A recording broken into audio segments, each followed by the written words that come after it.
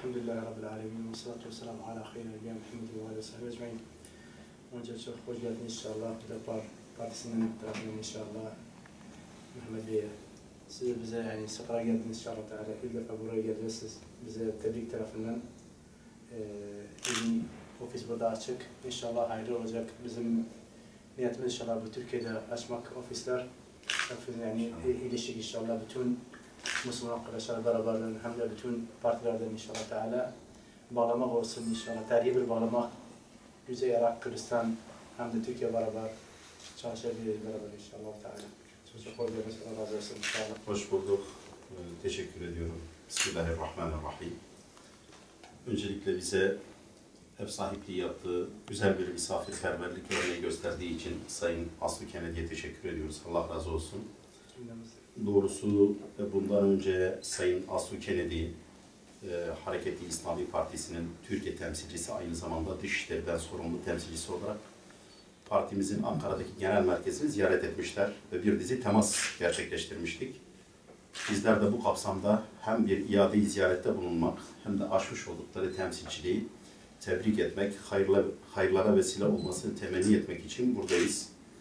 Öteden beri Büsütnava İslam Partisi ile ilişkilerimiz devam etmekte. Yakın zamanda 2 hafta kadar önce Sayın Genel Başkanımız, Sayın Genel Başkan Yardımcımız ve Şura Meclisi üyemizden oluşan bir heyet Irak Kürdistan'a ziyarette bulunmuş, bir dizi temas gerçekleştirmiş.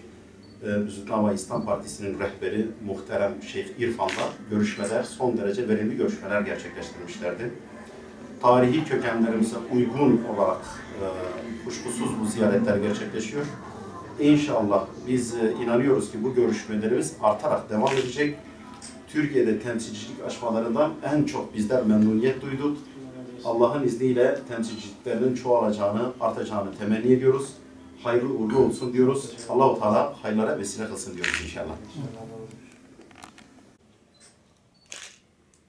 Teşekkür ediyoruz. Allah razı olsun. Bu hediyeyi şerefle kabul ediyoruz inşallah. Evet. İnşallah Hacı Yasu, ben inanıyorum. Burada Beşiktaş'ta açacağınız temsilcilikte hayırlara vesile olur. Allah razı olsun. Arkadaşların, partilerinizin gelip gitmesiyle aramızdaki muhabbet, aramızdaki ilişki biraz daha artmış olur. Birbirimizi yakından tanımış oluruz. Birbirimizi tanıdıkça da inşallah birbirimizi daha fazla sevmeye başlarız. Ortak noktamız İslam'dır elhamdülillah. İnşallah. Biz referansımızı İslam'dan aldığımızı söylüyoruz. Siz de Hareket-i İslami olarak kendinizi ifade ediyorsunuz.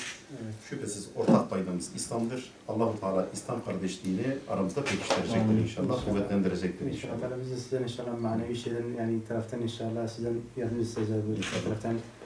Yani Müslüman birlik olsun inşallah. Her yerde olsun bir niyetimiz var. Allah'tır inşallah. İslam şeriat inşallah dönecek. Elhamdülillah. Yani beraber çalışalım inşallah. Bütün Müslüman arkadaşlarla beraber inşallah. Bütün ülkede.